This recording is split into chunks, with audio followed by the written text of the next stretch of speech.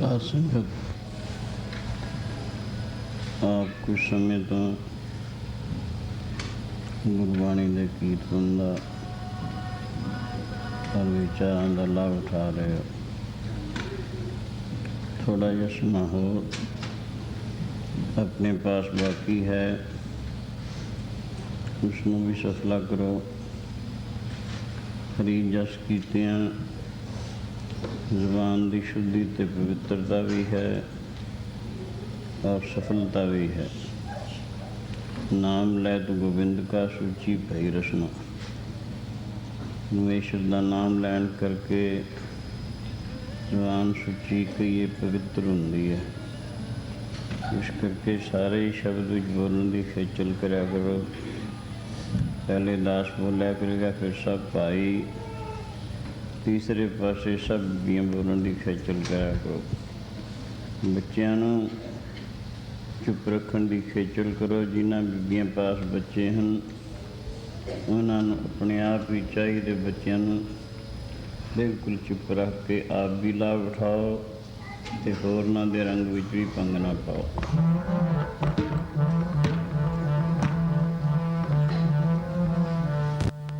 तुद बिन कवन हमारा मेरे प्रीतम प्राणी आधारा।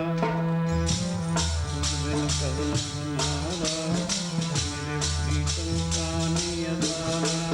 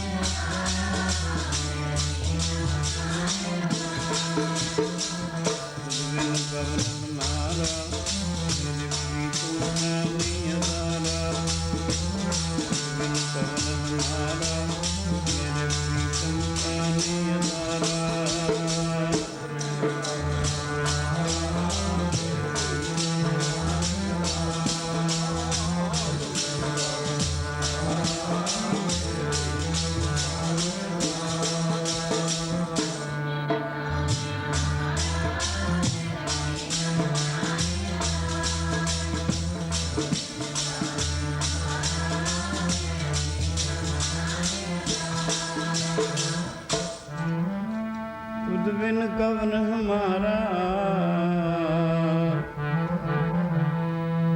तुद बिन कवन हमारा मेरे प्रीतम प्राण आधारा। अंतर की विद तुम ही जानी, तुम ही सजन सुहेले। सर्व सुखा मैं तुझते पाए, मेरे ठाकर अगै अतुले। बालन साकों तुमरे रंगा, गुण निधान सुख दाते। अग्नि अगोचर सदी अविनाशी, पूरे गुरते जाते। तुद बिन कवन हमारा मेरे प्रीतम प्राणी आधारा।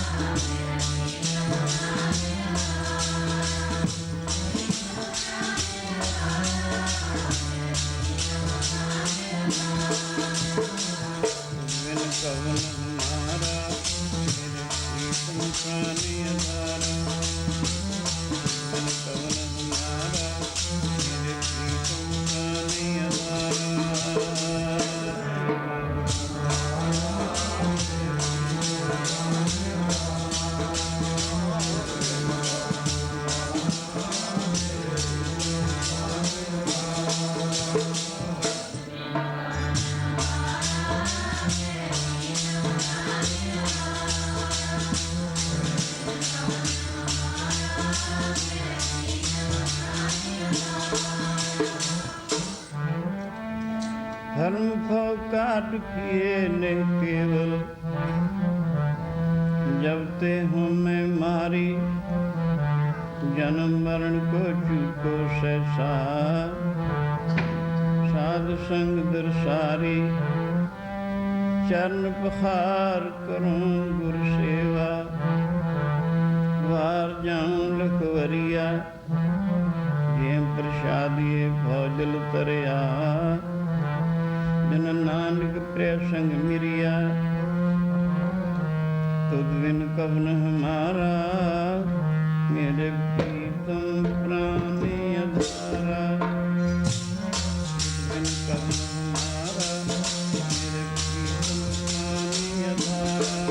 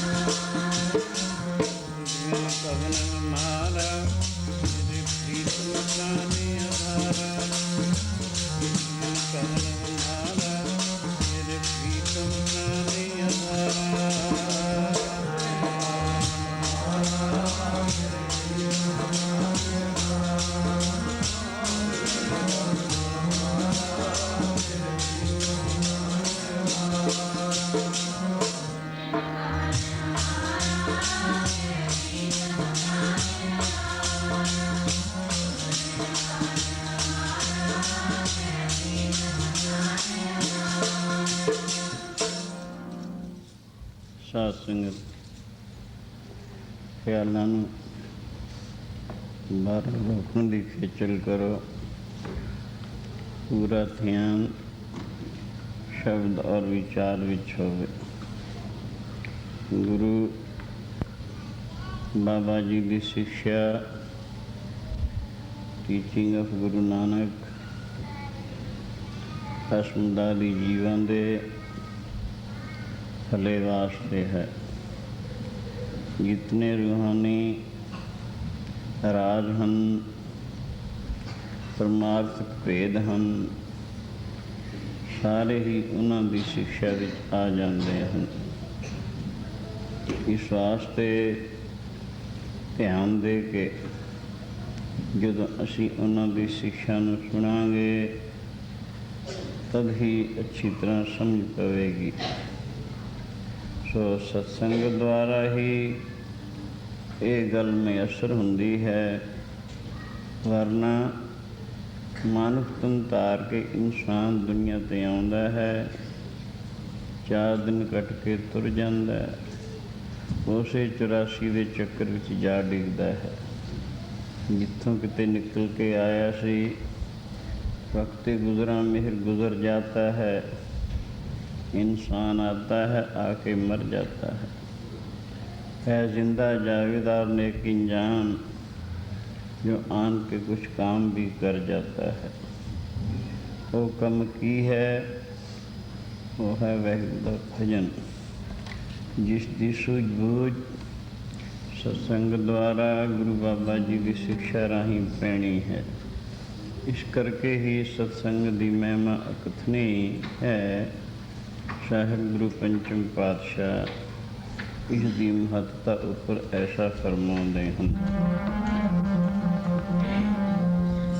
सुनियो मेरे मीता जी महिमा सत्संग दी, सुनियो मेरे मीता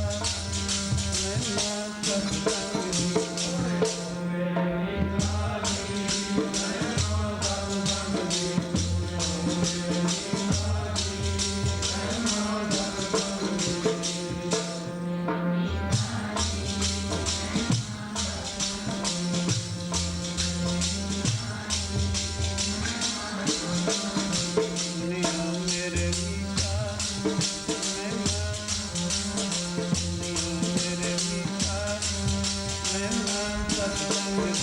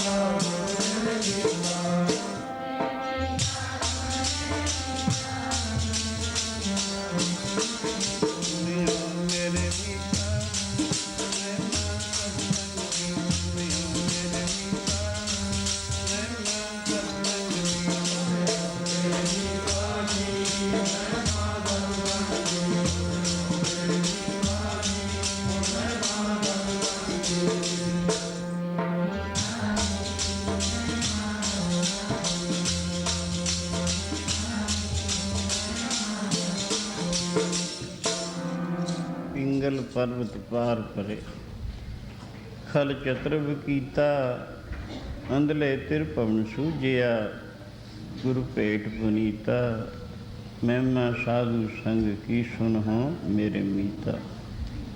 साहिब गुरु पंचम पातशाह गुरु अर्जन देव महाराज फरमाते हैं, ऐ मेरे मित्र जनों प्रेमियों, सत्संग की महिमा कथनी है और सुनना करो। गुरु नानक देव महाराज अज समुद्र पर तुरे जा रहे हैं। मरदाना पूछन लगा गरीब नवाज, साढ़े पैरों के नीचे की चीज़ है जिसके उपर असीं तुरे जा रहे हैं? गुरु जी कहने, मरदाने असीं मच्छ की पिठ उपर जा रहे हैं। मरदाने ने अर्ज की, गरीब नवाज कदे चले हैं? मच्छ मुकन विच इन्हां कितना वड्डा मच्छ है? कहण लगे 100 मील लंबा मच्छ है। ये सुन के मरदाना चुप हो गया। तुरे जाते जाते उसके सिर ते रात कटी। 100 मील लंबा जो मच्छ, उसका सिर कितना वड्डा। सोइयों सवेर वेले ਉਸਦੇ ਸਰੀਰ ਦਾ ਅੰਤ ਹੋ ਜਾਂਦੀਆਂ ਨੇ। ਉਹਦੇ ਸਰੀਰ ਵਿੱਚੋਂ ਰੂਹ ਨਿਕਲ ਕੇ ਆਸਮਾਨ ਵਿੱਚ ਰੋਸ਼ਨੀ ਹੁੰਦੀ ਹੈ ਔਰ ਉਸਤਤੀ ਕਰਨੀ ਸ਼ੁਰੂ ਕੀਤੀ ਗਰੀਬ ਨਵਾਜ਼। आपने बड़ी कृपा की, बड़ी मेहर की, मेरे श्राप का खात्मा होया। हुण ए शरीर नूं छड्ड के मैं स्वर्गां नूं चलिया। ये वचन सुन के गुरु जी कहणगे भाई वाला इहनूं पुछे कौन है, इसनूं किसने श्राप दिता, श्राप के खात्मे की बाबत की कुछ गलबात हुई, सारी हकीकत खोल के पुछ। भाई बाले ने पूछा भी तू अपनी हकीकत खोल के दस, तू कौन है, किवें किवें तेनू किसने श्राप दिता। और रूह कहती है, कहने लगा त्रेते युग दे विच, सतयुग तो अगला युग त्रेता है। समय की वंड सियाणे पुरुषों ने 4 हिस्सों विच कीती है, सतयुग, त्रेता, द्वापर, कलयुग। इन्हां दी मर्यादा भी रखी है ईश्वर ने। सतयुग दे विच लख लख वरे की उम्र प्राणी की हुंदी, त्रेते युग दे विच 10-10 हज़ार वर्ष की उम्र हुंदी, द्वापर युग दे विच 1000-1000 वरे की उम्र हुंदी, और हुण कलयुग है, कलयुग दे 100 साल ज़्यादा तो ज़्यादा मान लो। सही कहने लगा महाराज मैं त्रेते युग दे विच मिथिलापुरी नाम करके एक शहर है, जिथों का राजा जनक होया, जो ब्रह्म ज्ञानी भी सी और राजा भी सी, जिहदी बाबत भाई साहब भाई गुरदास गुरु करदे वेद व्यास होए हैं। उन्होंने ऐसे कथन किया है, भगत बड़ा राजा जनक है, गुरमुख माया विच उदासी। माया विच उदासी गुरमुख प्यारा, गुरमुख प्यारा। माया विच उदासी गुरमुख प्यारा, गुरमुख प्यारा।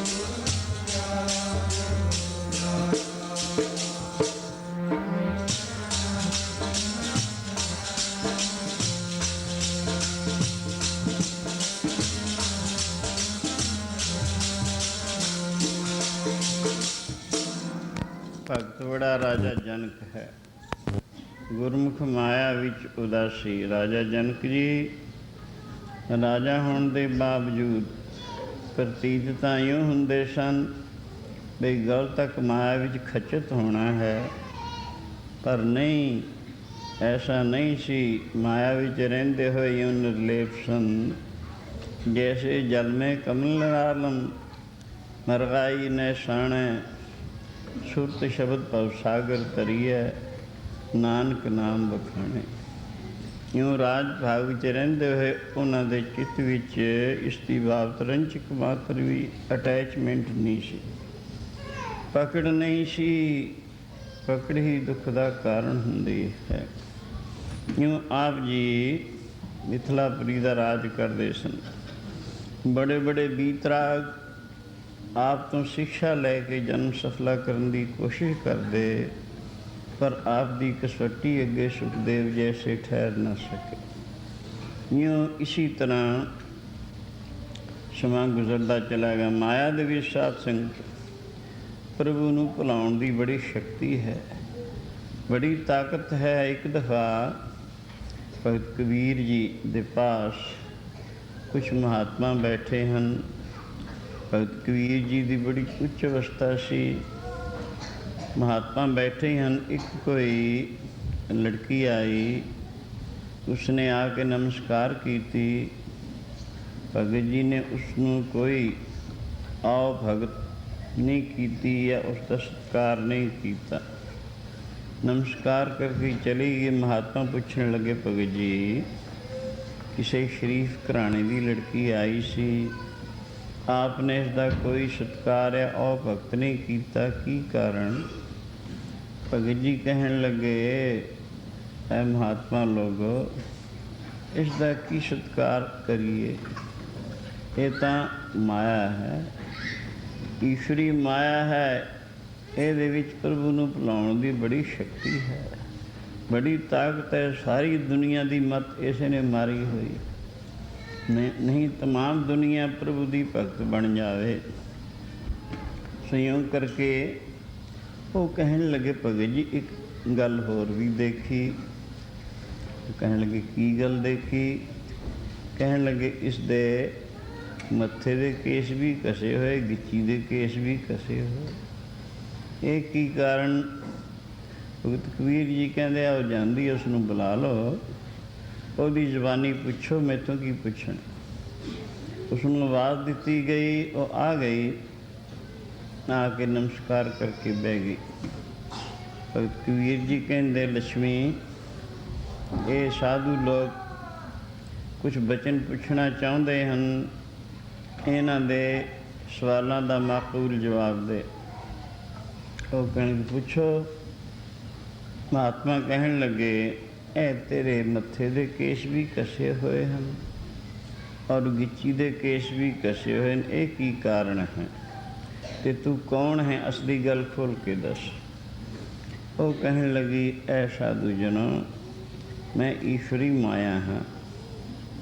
ਮੇਰੇ ਵਿੱਚ ਪ੍ਰਭੂ ਨੂੰ ਭੁਲਾਉਣ ਦੀ ਬੜੀ ਸ਼ਕਤੀ ਹੈ, ਬੜੀ ਤਾਕਤ ਹੈ, ਪਰ ਮੇਰੇ ਮੱਥੇ ਦੇ ਕੇਸ ਜਿਹੜੇ ਹਨ ਉਹ ਤਾਂ ਇਉਂ ਕੱਸ ਗਏ, ਜਿਹੜੇ ਪ੍ਰਭੂ ਦੇ ਪਿਆਰੇ ਹਨ ਉਹਨਾਂ ਅੱਗੇ ਮੈਂ ਨਮਸਕਾਰਾਂ ਕਰਦੀ ਹਾਂ ਤਾਂ ਕਿ ਮੇਰਾ ਵੀ ਭਲਾ ਹੋ ਜਾਏ।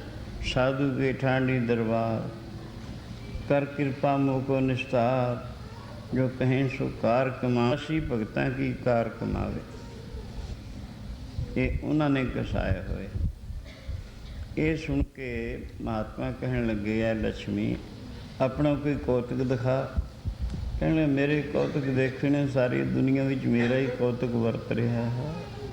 ਥਾਂ ਥਾਂ ਰਗੜੇ ਝਗੜੇ, ਕੁਛ ਤਾਂ ਖੂਨ, ਮੇਰੀ ਹੀ ਕਿਰਪਾ ਹੈ। ਪਰ ਜੇ ਕੁਛ ਦੇਖਣਾ ਇਹ ਸਰੀਰ ਕਰਕੇ ਤਾਂ ਤੁਸੀਂ ਮੇਰੇ ਨਾਲ ਚੱਲੋ। ਇਹ ਨਾਲ ਹੀ ਘਣਾ ਜੰਗਲ ਹੈ ਕਾਸ਼ੀ ਦੇ, ਉੱਥੇ ਚੱਲ ਕੇ ਮੈਂ ਦਿਖਾ ਦਿੰਦੀ ਹਾਂ। ਸੋ ਉਹ ਮਹਾਤਮਾ ਉਸ ਨਾਲ ਉੱਠ ਕੇ ਚੱਲ ਪੈਂਦੀਆਂ ਹਨ। ਮਾਇਆ ਲੜ ਗਈ ਹੈ ਨਾਗਣੀ ਬਣ ਕੇ, ਮਨ ਬੰਦਿਆਂ। ਮਾਇਆ ਲੜ ਗਈ ਹੈ ਨਾਗਣੀ, ਮਨ ਮੁਖ ਬੰਦਿਆਂ ਦੇ।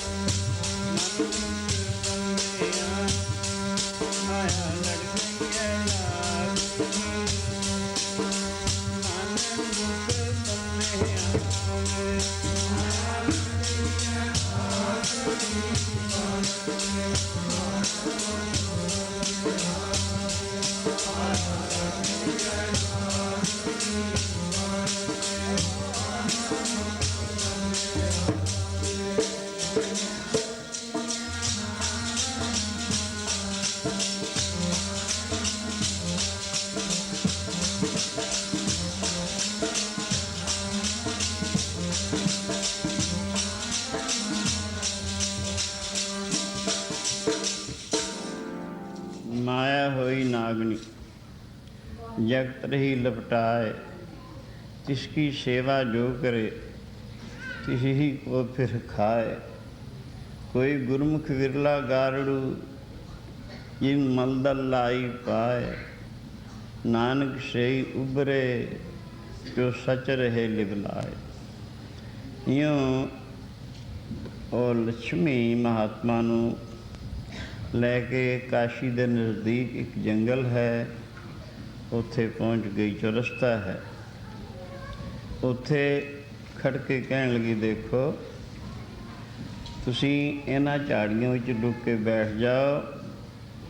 जिन्हां लोगों ने मेरे गिच्ची दे केश खसाए हैं, उन्हां दी कौतक देखी चलो। बाकी जिन्हां मत्थे दे केश खसाए, जिनके अगे मैं नमस्कारां कर दियां, वो तो भगत कबीर जैसे उन्होंने तुसी दर्शन किए ही हैं। इउं करके महात्मा झाड़ियां च लुक गए। उस चेतन माया ने अपना जड़ रूप धारण कर लिया। बेअंत शक्लां हैं इसदियां, अहं तक माया ही है। इसते परे शुद्ध आत्मा परमात्मा ही है। संयोग करके झाड़ियां च लुक के देखते रहे। उसने चेतन माया तो जड़ रूप धारण कर लिया। 500 मोहर की थैली होके उस चौरस्ते ते गिर पैंदी है। 4 मुसाफिर आपस विच ही रिश्तेदार, बड़ी मित्रता वाले, एक दूसरे उपर जान वारन वाले, इहो जे आ निकले। जदों थैली देखी रस्ते उपर पई हुई चौरस्ते ते, एक कहन लगे भी थैली पई है, दूजा कहता की है इहदे विच वेखो। देखिया, कहन लगे भी ये तो मोहरां हन, गिणो हा किनियां हन, 500 मोहर।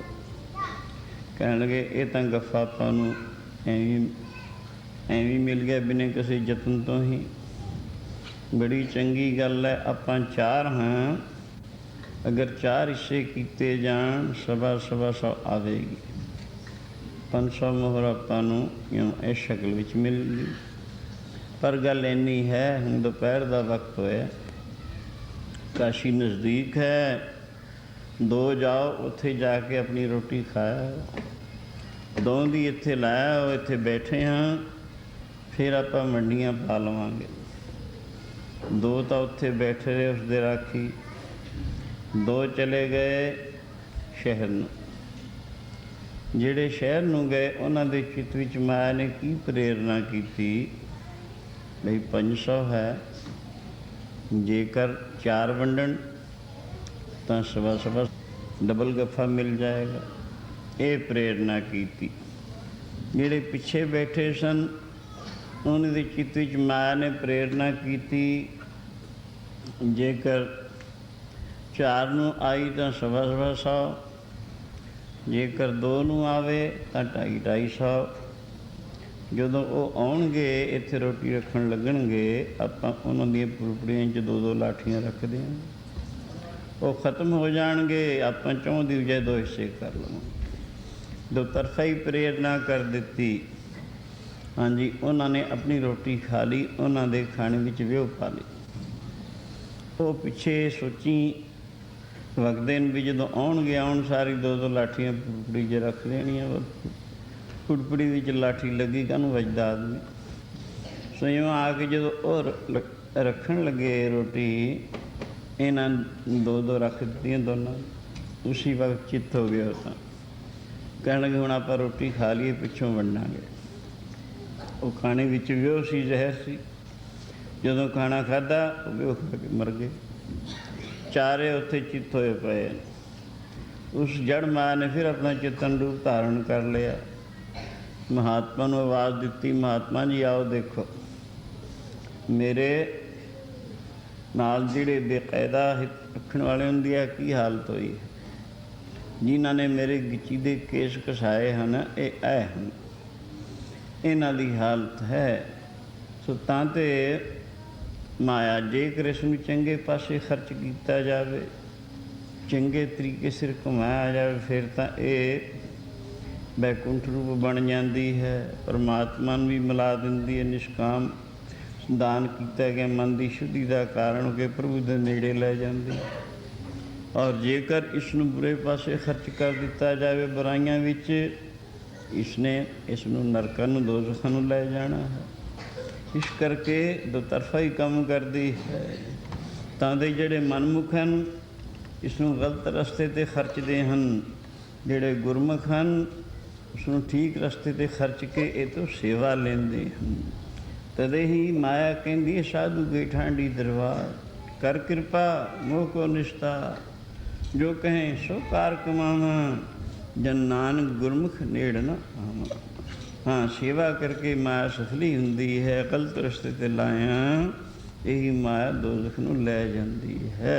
तदे गुरु जी ने इस प्रथा ऐसे ही उच्चारण किया है। माया लड़ गई है नागणी,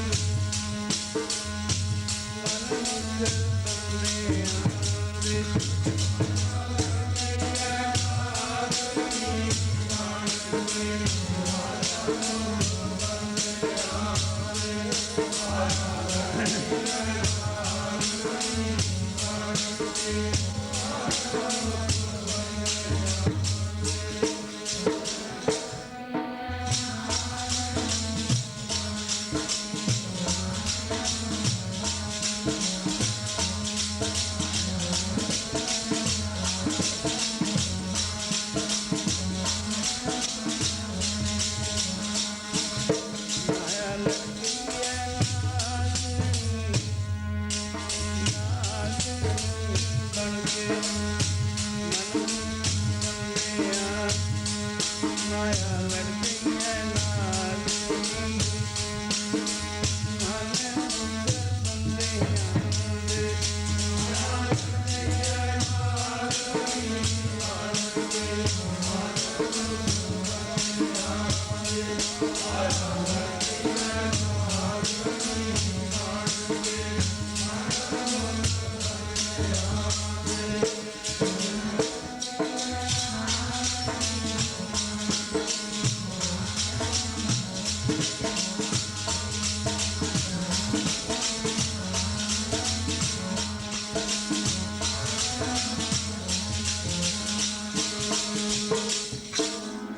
हाँ यूँ मनमुख और गुरमुख।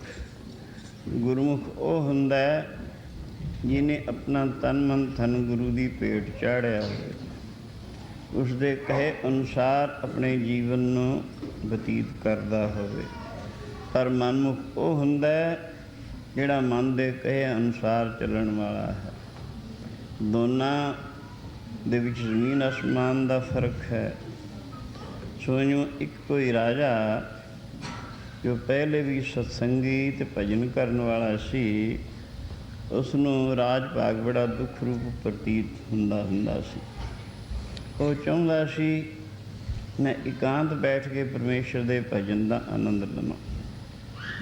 यूँ चाहुंदा सी। एक दिन कुदरती एक महात्मा उस पास आ जाते हैं। उन्होंने मिलिया, मिल के गलबात की। कहण लगा महाराज इस राज भाग ने बड़ा दुखी किया। चाहना हाँ किते एकांत बैठ के परमेश्वर का भजन करा। मनुखा दे मिली है व्यर्थ जा रही है, इसनों भजन आनंद विच लगा के सफली करा। यह सुन के महात्मा कहणगे गल तां राजन ठीक है। मनुखा दे जो मिली है ये भजन करने वास्ते ही मिली इस जीव नूं। पर तू राज भाग विच रहिंदा होया भजन करी जा। कहण लगा महाराज बड़ा दुख रूप प्रतीत हुंदा है। फिर कहण लगे जे तू राज भाग छड्ड के किते गोशाकुनी अख्तियार की एकांत जाके भजन करन लग्या, तिन्नी चीज़ां की लोड़ तां फिर भी पैनी है, कुली जुली गुली। याने प्राण की रक्षा वास्ते भोजन भी चाहिए, तन ढकणू कपड़ा भी चाहिए और एक मंजी का थां भी चाहिए, गर्मी सर्दी बारिश बूरिश से बचने वास्ते। सो ये तीन गल्लां तां अवश्य चाहिए, होर भी कुछ थोड़ी बहुत जरूरियात चाहिए होंदियां हैं। फिर वो कित्थों हासिल करेगा? कहने लगा किते घाह घू खोद के यूँ गुजारा कर लिया करांगा। महात्मा कहने लगे अच्छा गल चंगी है। ते राज भाग इनू की करेगा? ये कहने लगा आप सांभ लो। महात्मा कहने लगे जिहड़ी चीज़ ने तेनू सुख नहीं दिता, तेनू दुख रूप हो रही है, मैनू संभाल के मैनू सुख दऊगी। जे तेनू दुख रूप भासदी है, मैनू किवें सुख रूप भासू है? मेरे वास्ते तो उदों भी ज़्यादा दुख रूप हो जाएगी। हाँ दुख मैनू देना है। भला ये भी सुख की है? जे सोच के देखें माया है, आशा तृष्णा चिंता का घर है। ये थोड़ी है तो आशा बनी रही है, यानी नहीं है तो आशा बनी रही है। जे थोड़ी जी ज़्यादा होगी और तृष्णा बढ़ जाती है। फिर जे किते खर्च होगी या किसी पासे इधर उधर टेस्ट टूस्ट लग गए तो चिंता तंग करती है। आशा तृष्णा चिंता तीन डैना बड़ बड़ खाई जांदियां, ये भरियां पईयां माया दे विच। ये तो छुटकारा ही नहीं है। इस करके जिहड़ी चीज़ तेनू सुख ना दे सकी, मैनू किवें सुख देवेगी? यूँ ये दुख मेरे पल्ले पाउना तू, ये की अकल की गल है? खैर कहने लगा महाराज फिर मैं बड़ा दुखी होया। मैं चाहना एकांत बैठ के भजन का ही आनंद लवां। महात्मा उसने शिक्षा देने वास्ते कहण लगे अच्छा जे तेरा यही ख्याल है चल मैनू सौंप दे। किमें सौंपेगा? कहने लगे मैं अरदास करा देना, चूड़ी छड़ देना, जिमें कहूँ उवें कर देना। खैर जो जितना राज भाग सब कुछ सी उन्होंने भेंट झाड़ दिता। कहने लगे हुण तू की करेंगा दस? कहने मैं किते एकांत थान जाके परमेश्वर का भजन करा, छपरी छली पा लाँगा। रोटी वास्ते कहन लगा किते घाह घू खोद लिया करांगा। महात्मा कहणगे देख राजन, तू राजा है, तैं कदे घाह नहीं खोतिया, तैनूं घाह खोतण का पता नहीं। मैं फकीर हाँ पहलां तो ही, साधु, मैं कदे राज नहीं कीता, मैनूं राज की वाकफीयत नहीं है। मैनू भी कोई ना कोई योग सेवक ढूंढना पू इस दे प्रबंध वास्ते। गल इउं है, तैनूं रोटी कपड़ा कुली जुली गुली जरूर चाहिए है। इउं कर फिर तेन दसीए, तू रहन वास्ते योग जगह ले लै, ते खाने दाने वास्ते तेरा जितना जिन्ना तेनू ठीक ठीक सर जावे वो रख ला अपना खा। कपड़ा लीड़ा ले ला, और जितनियां जरूरियात हैं वो अपनियां ले ला, बाकी अपना कुछ ना समझ तू, क्योंकि मैनू भी तो लोड़ पैनी किसी योग सेवक की। तू ही ये करता रहे, तेनू यदी योग्यता है राज करन दी, मैनू राज करन दी योग्यता नहीं है। घर ही ते तो खोत्या जाना, इस करके ये राज करता रहे, पर अपना ना समझ। हूँ तेरा नहीं, हूँ ये मेरा है, मेरा जान के करी जा, अपना समझना, नफे नुकसान की परवाह ना कर, ठीक ठीक तरीके सिर तू एक कम कर। अगर यूँ करेंगा तू अपने आप ही महसूस करेंगा कि कितना सुखी हो गया। खैर यूँ करके महात्मा ने वो तो दी चूड़ी छड़ा के राज भाग उसे नूं समाता। कहन तू अपना ना समझी, हूँ तेरा नहीं ये मेरा है, तू बस आई चीज़ां ले लै कुली जुली गुली। उसने ऐसा मंजूर कर लिया। महात्मा खैर कुछ दिन उत्थे रहिंदे रहे, उस तो बाद आप चले गए किधरे होर जिधर वाहिगुरू दी रज़ा। इउं वो राज करन लग गया। वही राजा पहला जिस राज तो दुख महसूस करता सी, हुण उसनूं वो दुख रूप नहीं महसूस हो रहा। क्यों? उसकी हंगता टुट चुकी है, उसकी मैं मेरी टुट चुकी है। मैं मेरी नूं दुख है सारा। तदे सियाणे पुरुषों ने कहा मैं मेरी नूं मार के निक्की करके कुट, पर एक खजाने साहब दे लाड़ा हो के लुट। यूँ सियाणे ने कहा है। इस करके मैं मेरी नूं दुख है सारा, यानी अटैचमेंट नूं दुख है, पकड़ नूं दुख है। सो वही राजा राज भी करता है, हुण गुरमुख है विच रहिंदा, अपना ना समझ के परम सुखी है, नाले भजन भी करी जाता है और परजन सुख भी देई जाता, सेवा भी करी जाता है। इसी तरह राजा जनक सी। माया विच उदासी गुरमुख प्यारा, गुरमुख प्यारा, माया विच उदासी गुरमुख प्यारा, गुरमुख प्यारा।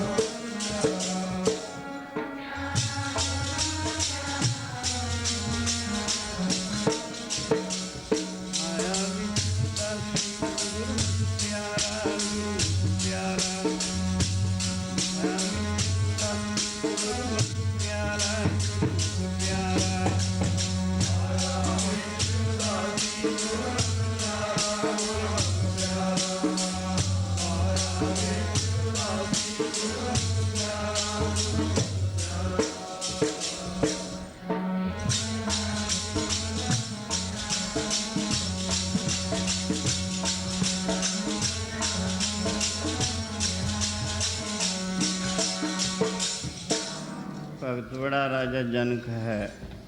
गुरमुख माया विच उदासी, गुरसिख जोगी जागदे, माया दे विच करन उदासी।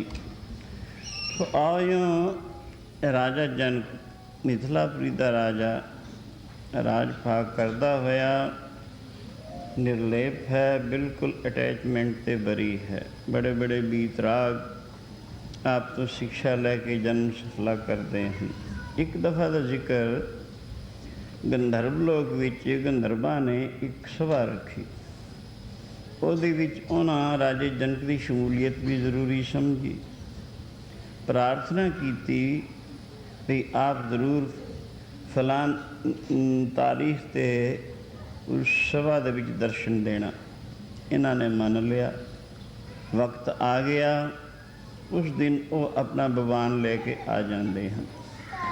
ਰਾਜਾ ਜਨਕ ਜੀ ਨੂੰ ਉਸ ਸਭਾ ਦੇ ਵਿੱਚ ਸ਼ਾਮਲ ਹੋਣ ਵਾਸਤੇ ਬਵਾਨ ਵਿੱਚ ਬਿਠਾ ਕੇ ਲਿਜਾਣ ਦੇ ਵਾਸਤੇ ਬਵਾਨ ਲੈ ਆਂਦਾ। ਬਵਾਨ ਵਿੱਚ ਬੈਠ ਕੇ ਦੇਵਲੋਕ ਨੂੰ ਚੱਲਿਆ। ਗੰਧਰਵ ਸਭਾ ਸੁਖਵਾਸੀ। ਰਸਤੇ ਦੇ ਵਿੱਚ ਸੰਯਮਨੀਪੁਰੀ ਆਈ। ਜਦੋਂ ਹਵਾਈ ਜਹਾਜ਼ ਰਾਹੀਂ ਇੱਕ ਦੇਸ਼ ਤੋਂ ਦੂਸਰੇ ਦੇਸ਼ ਨੂੰ ਜਾਈਦਾ ਹੈ, ਰਸਤੇ ਦੇ ਵਿੱਚ ਅਨੇਕਾਂ ਸ਼ਹਿਰ ਜਾਂ ਟਾਪੂ ਵਗੈਰਾ ਆਉਂਦੇ ਹਨ। ਇਸੀ ਤਰ੍ਹਾਂ ਕਿਉਂਕਿ ਆਕਾਸ਼ ਦੇ ਮਾਰਗ ਉੱਪਰ ਨੂੰ ਜਾ ਰਹੇ ਹਨ ਗੰਧਰਵ ਲੋਕ ਨੂੰ, ਰਸਤੇ ਦੇ ਵਿੱਚ ਸੰਯਮਨੀਪੁਰੀ ਆਉਂਦੀ ਹੈ, ਜਿਹਨੂੰ ਨਰਕ ਕਹਿੰਦੇ ਹਨ। ਜਿਹੜੇ ਲੋਕ ਗੁਰੂ ਸ਼ਾਸਤਰ ਗੁਰਬਾਣੀ ਦੇ ਹੁਕਮ ਤੋਂ ਉਲਟ ਚੱਲਦੇ ਹੋਏ ਮਨ ਦੀ ਮਤ ਅਨੁਸਾਰ ਚੱਲ ਕੇ ਆਪਣੇ ਜੀਵਨ ਨੂੰ ਬੁਰਾਈਆਂ 'ਚ ਲਗਾ ਕੇ ਬਰਬਾਦ ਕਰਦੇ ਹਨ, ਉਹਨਾਂ ਲੋਕਾਂ ਨੂੰ ਉੱਥੇ ਸਜ਼ਾਵਾਂ ਮਿਲਦੀਆਂ ਹਨ। ਉੱਥੇ ਉਹ ਰੋਂਦੇ ਧੋਂਦੇ ਹਨ, ਜਿਵੇਂ ਹਵਾਲਾਤਾਂ ਦੇ ਵਿੱਚ ਮੁਲਜ਼ਮਾਂ ਨੂੰ ਕੁੱਟਿਆ ਮਾਰਿਆ ਜਾਂਦਾ ਹੈ। ਉਹਨਾਂ ਦੀ ਰੋਣ ਧੋਣ ਦੀ ਆਵਾਜ਼ ਦੂਰ ਤੱਕ ਪਹੁੰਚਦੀ ਹੈ।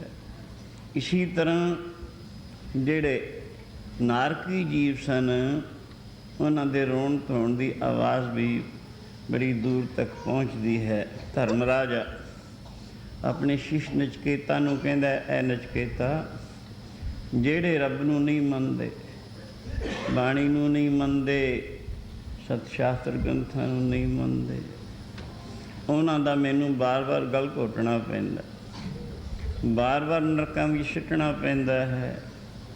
ਪਰ ਜਿਹੜੇ ਸਹਿਕਾਮੀ ਲੋਕ ਹਨ ਉਹ ਵੀ ਮੇਰੇ ਪੰਜੇ ਤੋਂ ਬਾਹਰ ਨਹੀਂ।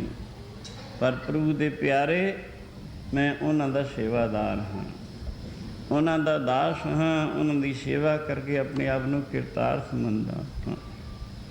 ਇਉਂ ਸੰਯਮਨੀਪੁਰੀ ਨਰਕ। ਜਦੋਂ ਇਹ ਦੁੱਖ ਭਰੀ ਆਵਾਜ਼ ਕੰਨ ਵਿੱਚ ਪਈ, ਰਾਜਾ ਜਨਕ ਜੀ ਦੇ ਚਿੱਤ ਵਿੱਚ ਕਰੁਣਾ ਆਈ, ਦਇਆ ਆਈ। ਪੁੱਛਣ ਲੱਗੇ, ਇਹ ਆਵਾਜ਼ ਕੈਸੀ ਹੈ?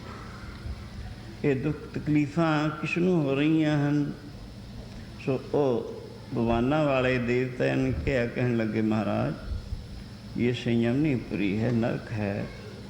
ਇੱਥੇ ਨਾਰਕੀ ਜੀਵਾਂ ਨੂੰ ਸਜ਼ਾਵਾਂ ਮਿਲਦੀਆਂ ਨੇ। ਉੱਥੇ ਉਹਨਾਂ ਨੂੰ ਸਜ਼ਾਵਾਂ ਮਿਲਣ ਕਰਕੇ ਦੁੱਖ ਤਕਲੀਫ ਹੁੰਦੀ ਹੈ। ਇਸ ਕਰਕੇ ਰੋਂਦੇ ਧੋਂਦੇ ਉਹਨਾਂ ਦੇ ਰੋਣ ਧੋਣ ਦੀ ਆਵਾਜ਼ ਹੈ। ਚਿੱਤ ਵਿੱਚ ਕਰੁਣਾ ਆ ਗਈ, ਦਇਆ ਆ ਗਈ, ਰਹਿਮ ਆਇਆ ਵੀ ਇਹਨਾਂ ਨੂੰ ਛੁਡਾ ਦਿੱਤਾ ਜਾਵੇ। ਸੋਚਿਆ ਚਲੋ ਧਰਮ ਰਾਜੇ ਨੂੰ ਕਹਿ ਕੇ ਛੁਡਾ ਦਿੰਦੇ ਹਾਂ, ਜਿਹਦੇ ਹੱਥ ਇਹ ਨਿਆਂ ਹੈ, ਇਨਸਾਫ ਹੈ। ਸੋ ਧਰਮ ਰਾਜਾ ਦੇ ਪਾਸ ਜਦੋਂ ਪਹੁੰਚੇ, ਉਸਨੂੰ ਪਤਾ ਲੱਗਿਆ ਰਾਜਾ ਜਨਕ ਜੀ ਰਾਜੇ ਦੀ ਹੈਸੀਅਤ ਵਿੱਚ ਨਹੀਂ, ਬ੍ਰਹਮ ਗਿਆਨੀ ਦੀ ਹੈਸੀਅਤ ਵਿੱਚ ਉਸਨੇ ਸਮਝਿਆ। ਇਉਂ ਉੱਠ ਕੇ ਆਇਆ, ਆ ਕੇ ਚਰਨੀ ਲੱਗਿਆ ਅਤੇ ਕਿਹਾ, ਬੜੀ ਕਿਰਪਾ ਕੀਤੀ, ਆਪਨੇ ਦਰਸ਼ਨ ਦਿੱਤੇ ਔਰ ਮੇਰੀ ਪੁਰੀ ਨੂੰ ਆਪਨੇ ਪਵਿੱਤਰ ਕੀਤਾ। ਕਿਉਂਕਿ ਬਾਣੀ ਦੱਸਦੀ ਹੈ, ਨਾਮ ਧਿਆਨ ਸਾਜਣਾ, ਜਨਮ ਪਦਾਰਥ ਜੀਤ, ਨਾਨਕ ਧਰਮ ਐਸੇ ਚਵੇ, ਕੀਤੋ ਭਵਨ ਪੁਨੀਤ। ਪ੍ਰਭੂ ਦੇ ਪਿਆਰੇ ਨਾਮ ਜਪਦੇ ਨੇ, ਭਜਨ ਕਰਦੇ ਹਨ, ਮਾਨੁਖ ਜਨਮ ਨੂੰ ਜਿੱਤ ਲੈਂਦੇ ਨੇ, ਕਹੀਏ ਸਫਲਾ ਕਰ ਲੈਂਦੇ ਹਨ। ਜੇ ਕਿਤੇ ਕਿਤਾਈ ਉਹਨਾਂ ਦਾ ਜਾਣਾ ਧਰਮ ਰਾਜਾ ਦੇ ਪਾਸ ਹੋ ਜਾਵੇ ਅਤੇ ਧਰਮ ਰਾਜਾ ਕਹਿੰਦਾ, ਬੜੀ ਕਿਰਪਾ ਕੀਤੀ, ਆਪਨੇ ਮੇਰਾ ਗ੍ਰਹਿ ਪਵਿੱਤਰ ਕੀਤਾ। ਸੋ ਇਉਂ ਧਰਮ ਰਾਜਾ ਕਹਿੰਦਾ, ਬੜੀ ਕਿਰਪਾ ਕੀਤੀ, ਆਪਣੇ ਦਰਸ਼ਨ ਦਿੱਤੇ ਔਰ ਗ੍ਰਹਿ ਪਵਿੱਤਰ ਕੀਤਾ। ਕੀਤੋ ਭਵਨ ਪੁਨੀਤ ਹਰੀ ਦਿਆਮ ਭਗਤਾਂ ਨੇ,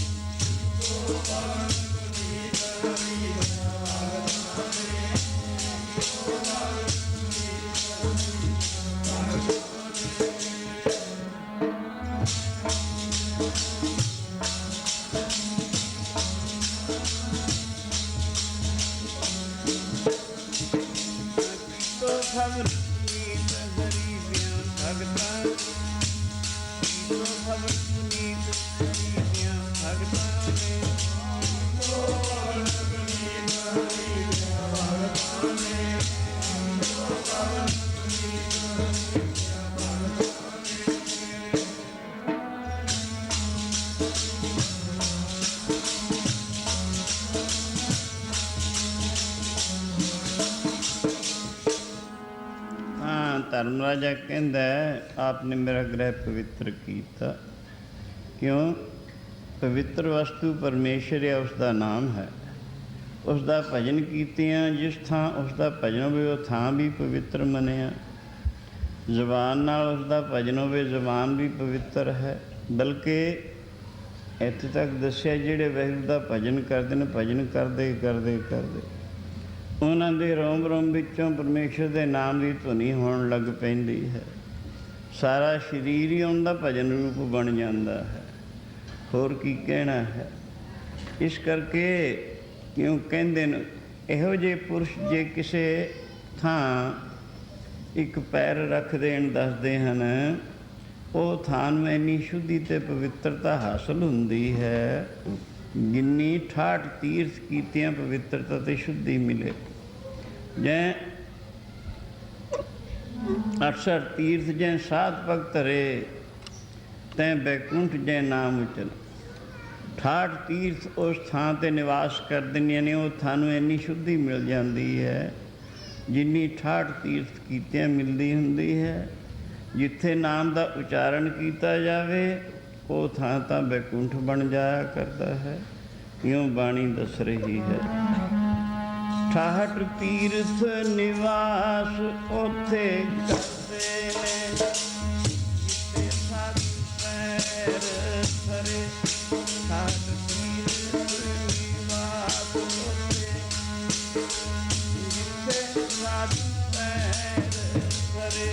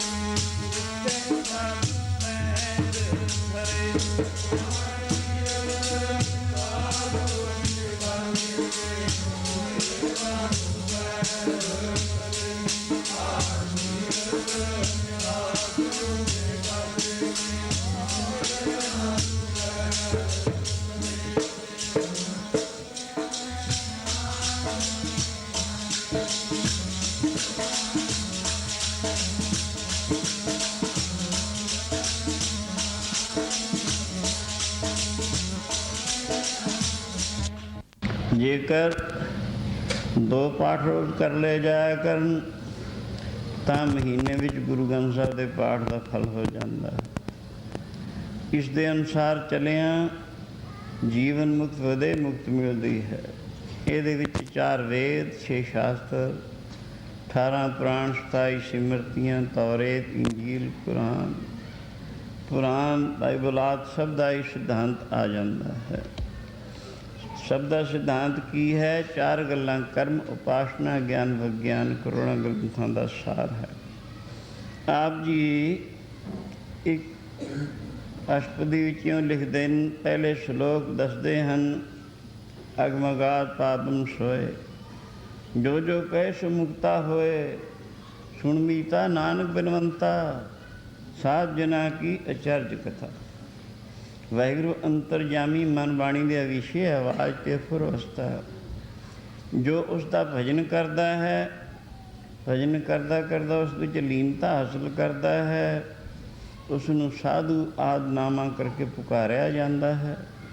तो यह जे पुरुषों की जिहड़ी गति है अगाध है, कथन तो परे है। उत्थे लोकां दी बुद्ध काम नहीं करती जिथे यह जे पुरुषों की गति। अगे अष्टपदी विच खोल के दसदे हैं, कली कली पंक्ति विच यह जे पुरुषों की संगत करन दा फल दसदे हैं। साध के संग उजल होत, साध संग मल सगली खोत, साध के संग मिटे अभिमान, साध के संग प्रगटे सो ज्ञान, साध के संग लगे प्रभु मीठा, साधु के संग खटखट डीठा इत्यादि कली कली पंक्ति विच खोल के उन्हां दी संगत करन दे महात्म नूं ज़ाहिर कीता है। एक तां ऐसे दसिया है, साध संग धर्म राय करे सेवा, साध के संग शोभा सुरदेवा। साधु संगत करने वाले पुरुषों की धर्म राजा भी सेवा करता है। जिहड़ा धर्म राजा पापियों नूं दंड दिंदा है, सजावां देण नूं समर्थ है, भावें चक्रवर्ती राजा भी है। अगर वो गुरशास्त्र तो उल्ट, गुरबाणी तो उल्ट चलता है, उन्होंने भी वो सजा दिंदा है। पर वो वाहिगुरू के प्यारिਆਂ की सेवा करके अपने आप को कृतार्थ मनता है। यूँ धर्म राजा कहता है, आपने बड़ी कृपा की, दर्शन दिते, मेरी पूरी यानी मेरा ग्रह पवित्र किया। हुण कोई सेवा दसो। कहता हुंदा जो किसी के घर जावे उस तो वो सेवा भी पुछया करता है। यूँ करके कहते कोई सेवा दसो। सेवा दी बात इयों दसते हैं, धर्म राजा जी करूगा सेवा, रब दे प्यारियां, धर्म राजा जी करूगा, संतां दे संगियां दी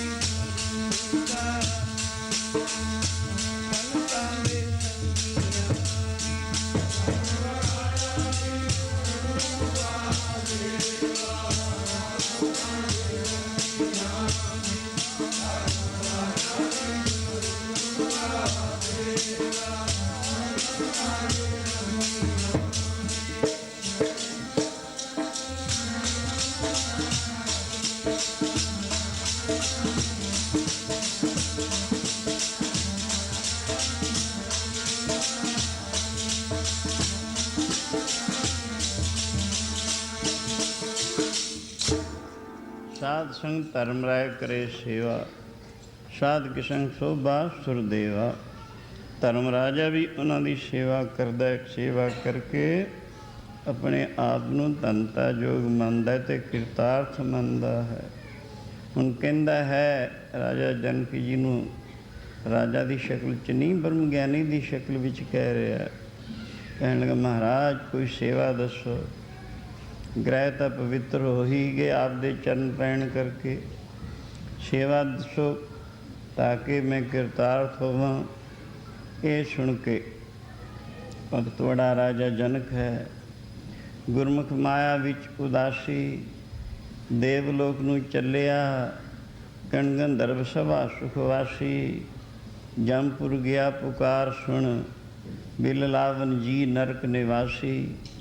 ਧਰਮ ਰਾਏ ਨੂੰ ਆਖਿਓਨ, ਸਭਨਾਂ ਦੀ ਕਰਬੰਦ ਖਲਾਸੀ। ਧਰਮ ਰਾਜਾ ਨੂੰ ਰਾਜਾ ਜਨਕ ਜੀ ਕਹਿੰਦੇ ਨੇ, ਅਗਰ ਕੋਈ ਸੇਵਾ ਕਰਨੀ ਚਾਹੁੰਦਾ, ਮੈਨੂੰ ਆਪਣੇ ਵਾਸਤੇ ਤਾਂ ਕੁਛ ਚਾਹੀਦਾ ਨਹੀਂ।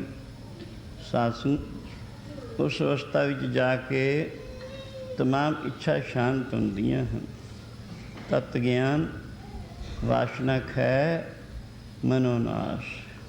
ਜੀਵਨ ਮੁਕਤ ਪੁਰਸ਼ ਦੀ ਅਵਸਥਾ ਇਹੋ ਜਿਹੀ ਹੈ ਜਿੱਥੇ ਤਮਾਮ ਵਾਸ਼ਨਾਵਾਂ ਖੈ ਹੋ ਜਾਣ, ਜਿਹਦੀ ਦ੍ਰਿਸ਼ਟੀ ਸੰਸਾਰ ਹੀ ਨਹੀਂ ਰਹਿ ਜਾਂਦਾ।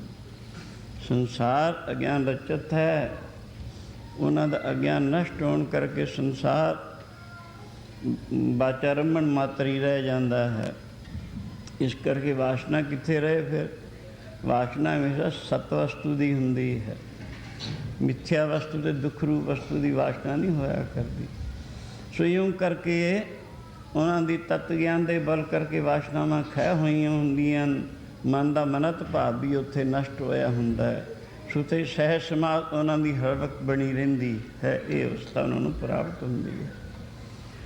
ਸੋ ਇਹ ਸੁਣ ਕੇ ਜਨਕ ਜੀ ਕਹਿਣ ਲੱਗੇ, ਧਰਮ ਰਾਜਾ, ਆਪਣੇ ਵਾਸਤੇ ਤਾਂ ਮੈਨੂੰ ਕੁਛ ਚਾਹੀਦਾ ਹੀ ਨਹੀਂ। ਮੇਰੀਆਂ ਵਾਸ਼ਨਾਵਾਂ ਤਾਂ ਸਾਰੀਆਂ ਸ਼ਾਂਤ ਹਨ, ਪਰ ਜੇ ਤੂੰ ਕੁਛ ਸੇਵਾ ਕਰਨੀ ਚਾਹੁੰਦਾ ਹੈ ਤਾਂ ਇਹ ਜਿਹੜੇ ਨਾਰਕੀ ਜੀਵ ਹਨ, ਜਿਨ੍ਹਾਂ ਨੂੰ ਮੁਖਤਲਿਫ ਕਿਸਮ ਦੀਆਂ ਸਜ਼ਾਵਾਂ ਮਿਲ ਰਹੀਆਂ ਹਨ ਔਰ ਤਕਲੀਫ ਹੋ ਰਹੀ ਹੈ, ਇਹ ਰੋਂਦੇ ਕਰਨਾਉਂਦੇ ਹਨ, ਤਾਂ ਇਹਨਾਂ ਨੂੰ ਛੱਡ ਦੇ, ਮੈਂ ਇਹੀ ਕੁਛ ਚਾਹੁੰਦਾ। ਧਰਮ ਰਾਏ ਨੂੰ ਆਖਿਓਨ, ਸਭਨਾਂ ਦੀ ਕਰ ਬੰਦ ਖਲਾਸੀਓ ਕਹਿੰਦੇ ਹਨ। ਕਰਦੇ ਬੰਦ ਖਲਾਸੀ ਇਹਨਾਂ ਜੀਵਾਂ ਦੀ, ਕਰਦੇ ਬੰਦ ਖਲਾਸੀ ਇਹਨਾਂ ਜੀਵਾਂ ਦੀ, ਕਰਦੇ ਬੰਦ ਖਲਾਸੀ ਇਹਨਾਂ ਜੀਵਾਂ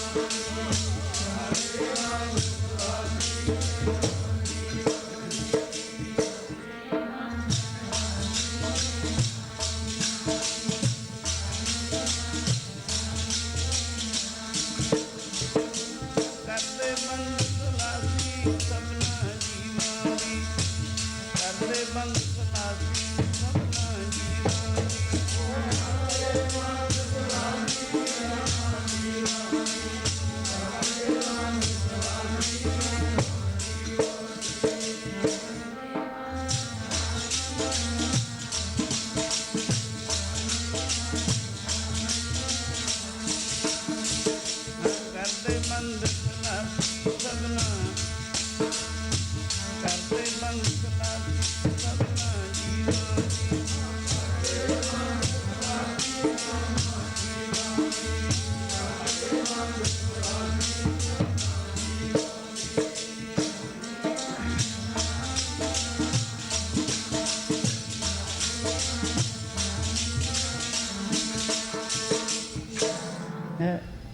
ਤਾਂ ਇਹ ਜਿਹੜੇ ਨਾਰਕੀ ਜੀਵ ਨਰਕਾਂ ਵਿੱਚ ਜਲ ਰਹੇ ਹਨ, ਅਨੇਕਾਂ ਕਿਸਮ ਦੀਆਂ ਤਕਲੀਫਾਂ ਉਠਾ ਰਹੇ ਹਨ, ਇਹਨਾਂ ਨੂੰ ਛੱਡ ਦੇ, ਬਸ ਮੈਂ ਇਹ ਕੁਛ ਚਾਹੁੰਦਾ। ਜਦੋਂ ਇੰਨੀ ਗੱਲ ਇਹਨਾਂ ਨੇ ਕਹੀ ਤੇ ਧਰਮ ਰਾਜਾ ਬੜਾ ਹੈਰਾਨ ਪਰੇਸ਼ਾਨ ਹੋਇਆ। ਹੱਥ ਜੋੜ ਕੇ ਕਹਿੰਦਾ ਹੈ, ਕਰੇ ਬੇਨਤੀ ਧਰਮ ਰਾਏ, ਹਉ ਸੇਵਕ ਠਾਕਰੇ ਬਨਾਸ਼ੀ। ਕਹਿਣ ਲੱਗਾ, ਮਹਾਰਾਜ, ਇਹਨਾਂ ਨੂੰ ਨਾ ਤਾਂ ਮੈਂ ਆਪਣੇ ਵੱਲੋਂ ਸਜ਼ਾਵਾਂ ਦੇ ਰਿਹਾ, ਨਾ ਮੈਂ ਆਪਣੇ ਵੱਲੋਂ ਛੱਡਣ ਨੂੰ ਸਮਰੱਥ ਹਾਂ। ਮੇਰੀ ਆਪਣੀ ਤਾਕਤ ਕੁਛ ਨਹੀਂ, ਮੈਨੂੰ ਪੂਰਾ ਪੂਰਾ ਇਨਸਾਫ ਕਰਨ ਦਾ ਹੁਕਮ ਹੈ ਪ੍ਰਭੂ ਦਾ। ਜਿਹੀ ਜੀ ਕਿਸੇ ਨੇ ਕੋਈ ਗਲਤੀ ਕੀਤੀ ਹੈ, ਜੁਰਮ ਕੀਤਾ ਹੈ, ਮੈਂ ਹੋਈ ਜੀ ਸਜ਼ਾ ਦੇ ਰਿਹਾ। ਆਪਣੇ ਵੱਲੋਂ ਮੈਂ ਕਿਸੇ ਨੂੰ ਰੰਚਕ ਮਾਤਰ ਵੀ ਸਜ਼ਾ ਨਹੀਂ ਦੇ ਸਕਦਾ, ਨਾ ਮੈਂ ਛੱਡ ਸਕਦਾ। ਇਹ ਮੇਰੀ ਤਾਕਤ 'ਤੇ ਪਰੇ ਹੈ। ਹਾਂ, ਜੇਕਰ ਤੁਹਾਡੇ ਚਿੱਤ ਵਿੱਚ ਰਹਿਮ ਆ ਗਿਆ, ਦਇਆ ਆ ਗਈ, ਤਾਂ ਇਹਨਾਂ ਦੇ ਪਾਪਾਂ ਦੇ ਬਦਲੇ ਕੁਛ ਪੁੰਨ ਦੇ ਦਿਓ, ਤਾਂ ਮੈਂ ਛੱਡ ਦਿਆਂਗਾ, ਵਰਨਾ ਸੁਤੰਤਰ ਛੱਡਣ ਨੂੰ ਸਮਰੱਥ ਨਹੀਂ। ਜਦੋਂ ਇੰਨੀ ਗੱਲ ਕਹੀ, ਆਪ ਜੀ ਨੇ ਸੋਚਿਆ, ਚਲੋ ਇਹਨਾਂ ਦੇ ਪਾਪਾਂ ਦੇ ਬਦਲੇ ਕੁਛ ਪੁੰਨ ਦੇ ਦਿੰਦੇ। ਸਾਸੰਗ ਦੁਨੀਆ ਵਿੱਚ ਪਾਪਾਂ ਪੁੰਨਾਂ ਦੇ ਦਰਜੇ ਹਨ। कोई पैसा, कोई 2 पैसे, कोई 4 पैसे, कोई 2 आने, कोई 4 आने, कोई 8 आने, कोई रुपये, यह जो कुछ दर्जे हैं। इसी तरह सब तो वड्डा पुण्य की है? प्रभु नूं याद रखना। सब तो वड्डा पाप रब नूं भुल जाना है। गुरु जी कहते हैं कलमे हो पुण्य गुण गोबिंद गाह। सब तो वड्डा पुण्य कलयुग दे विच परमेश्वर दे गुणानुवाद गाने हैं। गुण जी गोबिंद दे गाइए कलयुग विच एहो पुण्य। गुण जी गोबिंद दे कलयुग विच एहो पुण्य है।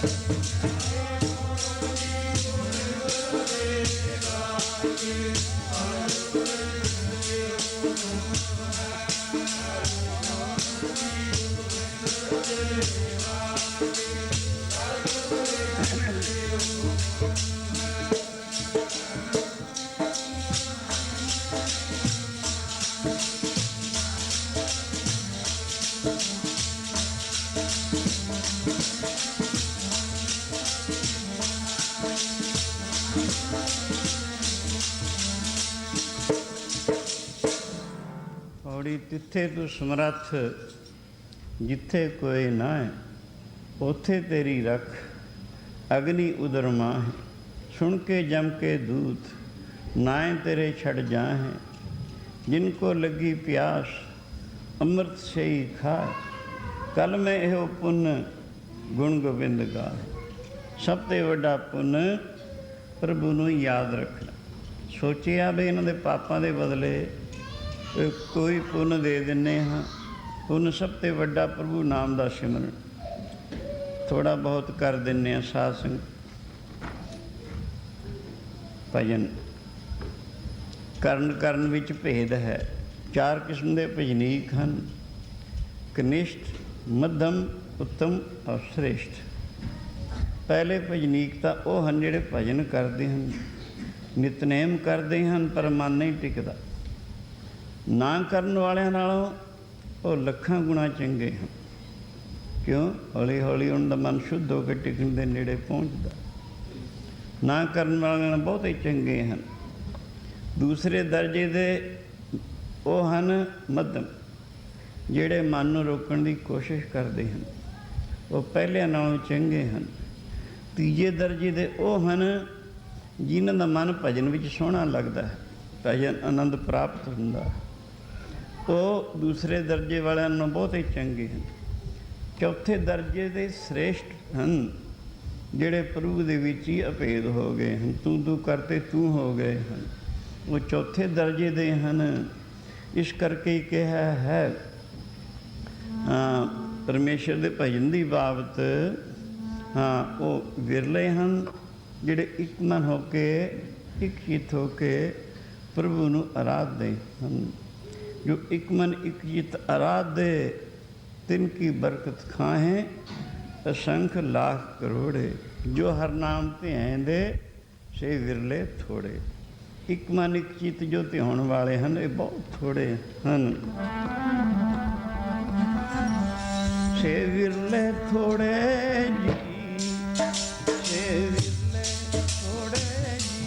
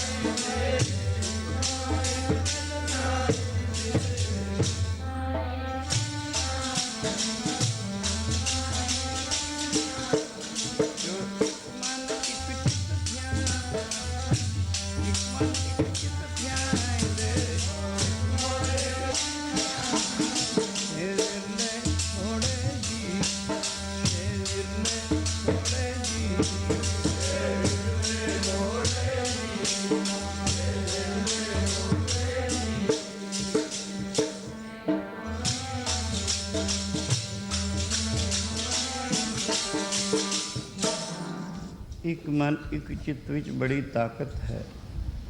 ਜੋ ਹਰ ਨਾਮ ਧਿਆਇਂਦੇ ਸੇ ਵਿਰਲੇ ਥੋੜੇ, ਜੋ ਇੱਕ ਮਨ ਇੱਕ ਚਿੱਤ ਆਰਾਧੇ ਤਿਨ ਕੀ ਬਰਕਤ ਖਾਹੇ ਅਸੰਖ ਲਾਖ ਕਰੋੜੇ।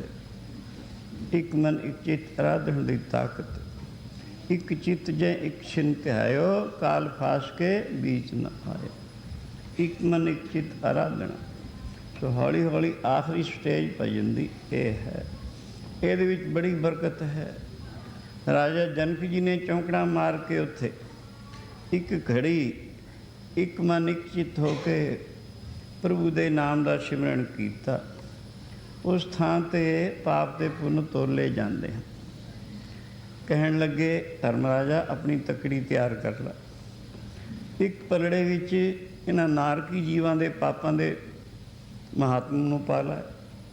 ਦੂਸਰੀ ਤਕੜੀ ਦਾ ਪਲੜਾ ਤਿਆਰ ਰੱਖ, ਮੈਂ ਇੱਕ ਘੜੀ ਸਿਮਰਨ ਕਰ ਦਿੰਦਾ ਹਾਂ। ਉਹ ਪਾ ਕੇ ਤੋਲੀ, ਜੇਕਰ ਕਾਫੀ ਹੋਵੇਗਾ ਵਾਹ ਵਾਹ, ਨਹੀਂ ਥੋੜ੍ਹਾ ਬਹੁਤਾ ਹੋਰ ਕਰ ਦਿਆਂਗੇ। ਜਦੋਂ ਐਸਾ ਕੀਤਾ ਗਿਆ ਸੋ ਨਤੀਜਾ ਇਹ ਹੋਇਆ, ਜਿਸ ਤਕੜੀ ਦੇ ਪਲੜੇ ਵਿੱਚ ਇੱਕ ਮਨ ਇੱਕ ਚਿੱਤ ਆਰਾਧਨ ਦਾ ਮਹਾਤਮ ਪਿਆ ਸੀ, ਉਹ ਧਰਤੀ ਤੋਂ ਨਹੀਂ ਉੱਠਿਆ। ਬਾਕੀ ਜਿਸ ਪਲੜੇ ਵਿੱਚ 18 ਨਰਕ ਵੱਡੇ ਵੱਡੇ, 84 ਨਰਕ ਛੋਟੇ ਵੱਡੇ, ਸਾਰੇ ਨਾਰਕੀ ਜੀਵਾਂ ਦੇ ਪਾਪਾਂ ਦਾ ਫਲ ਪਿਆ ਸੀ, ਉਹ ਬਹੁਤ ਉੱਚਾ ਚਲਾ ਗਿਆ।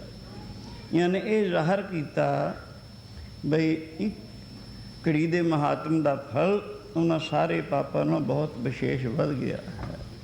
ਉੱਥੇ ਹੀ ਦੱਸਿਆ ਨਾ, ਨਰਕੋਂ ਛੁੱਟੇ ਜੀ ਜੰਤ, ਗਲੋਂ ਕੱਟੀ ਛਿਲਕ ਜਮ ਫਾਸੀ, ਮੁਕਤ ਜੁਗਤ ਨਾਮੇ ਕੀ ਦਾਸੀ। ਸਾਰੇ ਨਰਕ ਖਾਲੀ ਕੀਤੇ। ਕੁੰਡ ਕਰਤੇ ਨਰਕ ਵਾਲੇ ਖਾਲੀ, ਖੜੀ ਨਾਮ ਕਰਤੇ ਨਰਕ ਵਾਲੇ, ਖੜੀ ਨਾਮ ਜਪ ਕੇ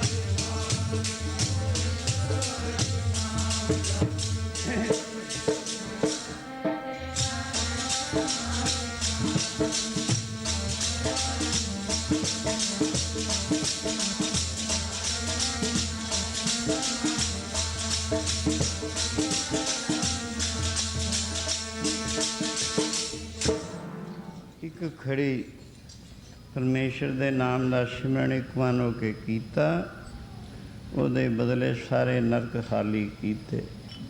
ਇਹ ਗੱਲ ਸਾਰੇ ਗ੍ਰੰਥਾਂ ਸ਼ਾਸਤਰਾਂ ਵਿੱਚ ਪ੍ਰਸਿੱਧ ਚਲੀ ਆ ਰਹੀ ਹੈ। ਕਿਉਂ? ਗੁਰਮੁਖ ਕੋਟ ਉਧਾਰ ਦਾ ਭਾਈ ਦੇ ਨਾਮੇ ਇੱਕ ਕਣੀ। ਗੁਰਮੁਖ ਇੱਕ ਨਾਮ ਦੀ ਕਣੀ ਦੇ ਕੇ ਕਰੋੜਾਂ ਦਾ ਉਧਾਰ ਕਰਨ ਨੂੰ ਸਮਰੱਥ ਹੈ।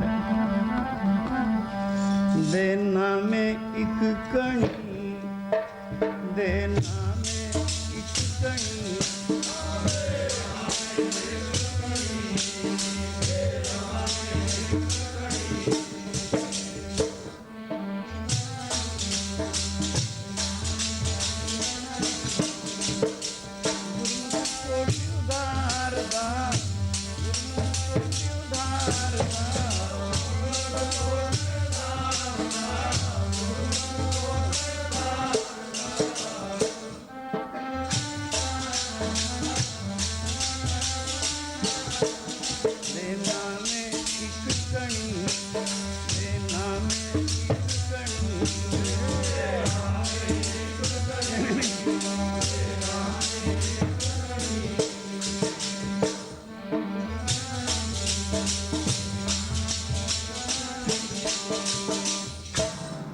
ਗੁਰਮੁਖ ਇੱਕ ਨਾਮ ਦੀ ਕਣੀ ਦੇ ਬਦਲੇ ਕਰੋੜਾਂ ਦਾ ਉਧਾਰ ਕਰਦਾ ਹੈ।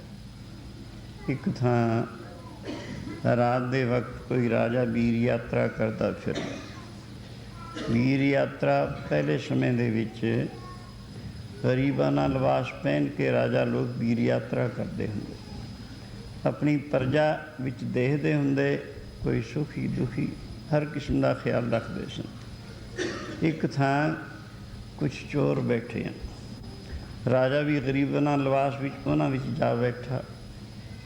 ਉਹਨਾਂ ਨੇ ਪੁੱਛਿਆ, ਤੂੰ ਕੌਣ ਹੈ? ਉਹ ਕਹਿਣ ਲੱਗਾ ਉਹਨਾਂ ਨੂੰ, ਤੁਸੀਂ ਕੌਣ ਹੋ? ਉਹ ਕਹਿੰਦੇ, ਅਸੀਂ ਚੋਰ ਹਾਂ।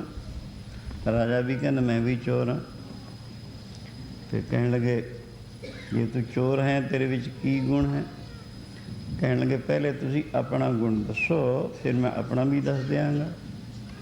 ਪਹਿਲਾ ਕਹਿਣ ਲੱਗਾ, ਚੋਰ ਕਹਿਣ ਲੱਗਾ, ਮੇਰੇ 'ਚ ਇਹ ਗੁਣ ਹੈ, ਜਿੱਥੇ ਚੋਰੀ ਕਰਨੀ ਹੋਵੇ, ਭਾਵੇਂ ਬਾਦਸ਼ਾਹ ਰਾਜਾ ਰਾਣਾ ਕੁਛ ਵੀ ਹੈ, ਰਸਤੇ ਵਿੱਚ ਕਿਤਨੇ ਸੰਤਰੀ ਕੁੱਤੇ ਵਗੈਰਾ ਹੋਣ, ਜਿੱਥੇ ਮੈਂ ਲੰਘ ਜਾਂ ਸੁਸਰੀ ਵਾਂਗੂ ਸੌਂ ਜਾਣਗੇ ਸਾਰੇ, ਕੋਈ ਜਾਗਦਾ ਨਹੀਂ ਰਹਿ ਜਾਏਗਾ। ਮੇਰੇ 'ਚ ਗੁਣ ਹੈ, ਬੜਾ ਚੰਗਾ ਗੁਣ ਹੈ।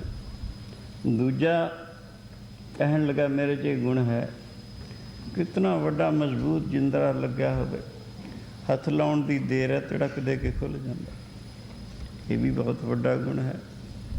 ਤੀਸਰਾ ਕਹਿਣ ਲੱਗਾ, ਮੇਰੇ 'ਚ ਇਹ ਗੁਣ ਹੈ, ਜਿੱਥੇ ਭਾਵੇਂ ਕਿਤਨਾ 1000 ਫੁੱਟ ਨੀਚੇ ਜ਼ਮੀਨ ਦੇ ਨੀਚੇ ਧਨ ਗੱਡਿਆ ਹੋਵੇ, ਮੈਂ ਸੁੰਘ ਕੇ ਦੱਸ ਦਿਆਂਗਾ ਇੱਥੇ ਇੰਨਾ ਧਨ ਪਿਆ ਹੋਇਆ, ਹੀਰੇ ਲਾਲ ਜਵਾਹਰਾਤ ਸੋਨਾ ਚਾਂਦੀ ਕੀ ਚੀਜ਼ ਹੈ, ਇਹ ਮੇਰੀ ਸਿਫਤ ਹੈ। ਚੌਥਾ ਕਹਿਣ ਲੱਗਾ, ਮੈਂ ਜਿੱਥੇ ਪਤਾ ਲੱਗ ਜੇ ਇੰਨੀ ਚੀਜ਼ ਪਈ ਹੈ, ਕੱਢਣੋਂ ਇੰਨੀ ਦੇਰ ਨਹੀਂ ਲਾਉਂਦਾ, ਕਹਿੰਦੇ ਮੇਰੇ 'ਚ ਸਿਫਤ ਹੈ। ਕਹਿਣ ਲੱਗੇ, ਬੜੀ ਚੰਗੀਆਂ ਸਿਫਤਾਂ ਤੁਹਾਡੇ ਵਿੱਚ। ਰਾਜਾ ਜਿਹੜਾ ਭੇਸ ਵਟਾਈ ਬੈਠਾ ਸੀ ਉਹਨਾਂ ਵਿੱਚ, ਉਹਨੂੰ ਕਹਿਣਗੇ, ਤੂੰ ਵੀ ਆਪਣਾ ਗੁਣ ਦੱਸ ਦੇ ਕੋਈ। ਕਹਿਣ ਲੱਗਾ, ਮੇਰੇ 'ਚ ਇਹ ਗੁਣ ਹੈ, ਜੇ ਮੈਂ ਥੋੜ੍ਹੀ ਜਿਹੀ ਦਾੜ੍ਹੀ ਹਿਲਾ ਦਾਂ, ਜੇਲ੍ਹਾਂ ਦੀਆਂ ਜੇਲ੍ਹਾਂ ਖਾਲੀ ਕਰ ਦਿਆਂ। ਇਹ ਬੜੀ ਚੰਗੀ ਗੱਲ ਹੈ। ਇਹੋ ਜਿਹਾ ਵੀ ਸਾਨੂੰ ਕੋਈ ਆਦਮੀ ਚਾਹੀਦਾ, ਕਿਤੇ ਫਸ ਜਾਂਦਾ ਮਦਦ ਤਾਂ ਕਰੇਗਾ। ਚਲੋ ਕਹਿਣਗੇ, ਫਿਰ ਅੱਜ ਰਾਜਾ ਦੇ ਹੀ ਪਾੜ ਲਾਓ। ਰਾਜਾ ਦੇ ਖਜ਼ਾਨੇ ਨੂੰ ਪਾੜ ਲਾਇਆ, ਜਿਹੜੀਆਂ ਗੱਲਾਂ ਸਾਰਿਆਂ ਵਿੱਚ ਸੀਆਂ ਉਹ ਉਹਨਾਂ ਨੇ ਵਰਤੀਆਂ, ਉਸੀ ਤਰ੍ਹਾਂ ਇਕੱਠੀਆਂ। ਸੋ ਬੇਅੰਤ ਉੱਥੇ ਹੀਰੇ ਲਾਲ ਜਵਾਹਰਾਤ ਚੱਕੇ, ਬਹੁਤ ਚੀਜ਼ ਤਾਂ ਕੋਈ ਚੱਕੀ ਨਹੀਂ, ਚੀਜ਼ ਥੋੜ੍ਹੀ, ਕੀਮਤ ਬਹੁਤੀ। ਰਾਜਾ ਉਹਨਾਂ ਤੋਂ ਅਲੱਗਾ ਹੋ ਜਾਂਦਾ ਹੈ। ਦੂਸਰੇ ਦਿਨ ਸਵੇਰ ਸਾਰ ਹੀ ਹੁਕਮ ਜਾਰੀ ਕਰ ਦਿੱਤਾ, ਬਈ ਰਾਤ ਇੱਥੇ ਚੋਰ ਆਏ ਹਨ, ਗ੍ਰਿਫਤਾਰ ਕਰੋ ਉਹਨਾਂ ਨੂੰ। ਫਿਰ ਪੁਲਿਸ ਨੇ ਕੋਸ਼ਿਸ਼ ਕੀਤੀ, ਚੋਰ ਫੜ ਲਏ ਗਏ। ਫੜ ਕੇ ਰਾਜਾ ਤਖ਼ਤ 'ਤੇ ਬੈਠਾ ਹੈ, ਪੇਸ਼ ਹੋਏ। ਹੁਣ ਉਹ ਵੀ ਪਛਾਣ ਗਏ ਵੀ ਭਾਵੇਂ ਰਾਤ ਅੰਧੇਰਾ ਸੀ, ਪੇਸ਼ ਵੀ ਵਟਾਇਆ ਹੋਇਆ ਸੀ, ਪਰ ਹੈ ਉਹੀ। ਸੋ ਪੁੱਛਣ ਲੱਗਿਆ, ਤੁਸੀਂ ਕਿਵੇਂ ਚੋਰੀ ਕੀਤੀ? ਬਈ ਕੀਤੀ ਤੁਸੀਂ? ਹੱਥ ਬੰਨ੍ਹ ਕੇ, ਸਰਕਾਰ ਹਾਂ ਕੀਤੀ ਹੈ। ਕਿਵੇਂ ਕੀਤੀ? ਸਾਰਿਆਂ ਨੇ ਦੱਸਿਆ, ਐਵੇਂ ਕੀਤੀ।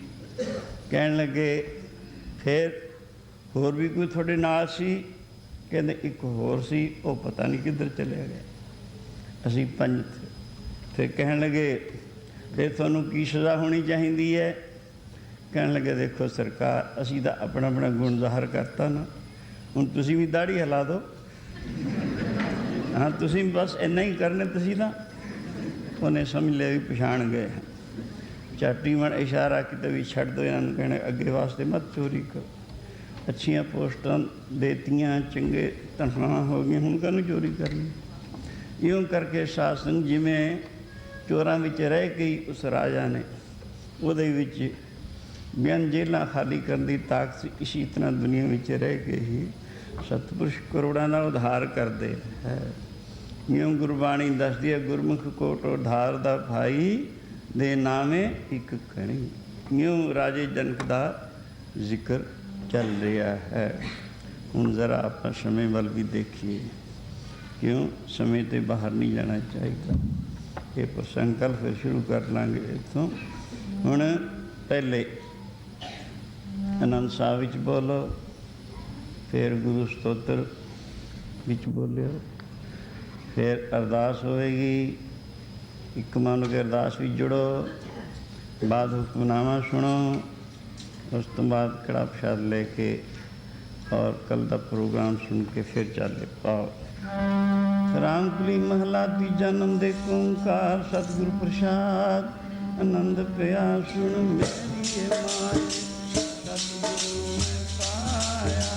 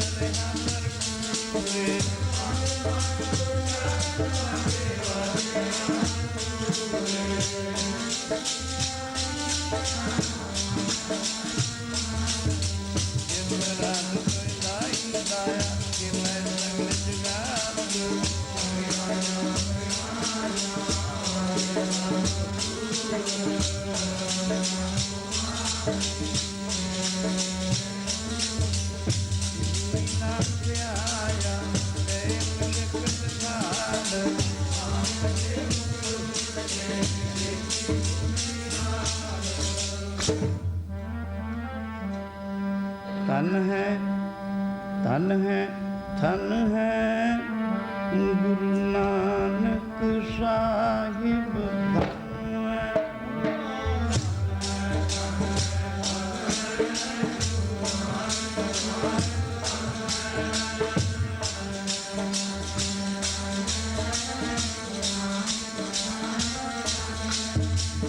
ਧਨ ਹੈ। ਧਨ ਹੈ ਧਨ ਹੈ ਧਨ ਹੈ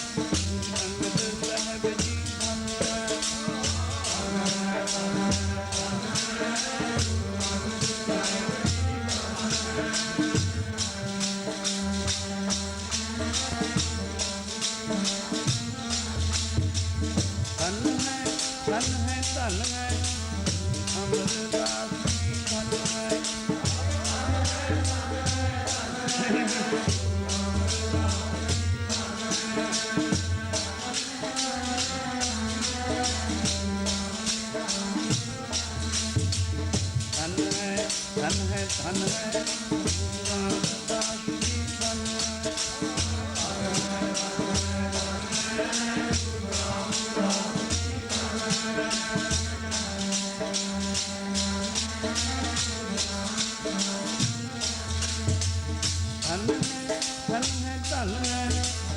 ਅਰਜਨ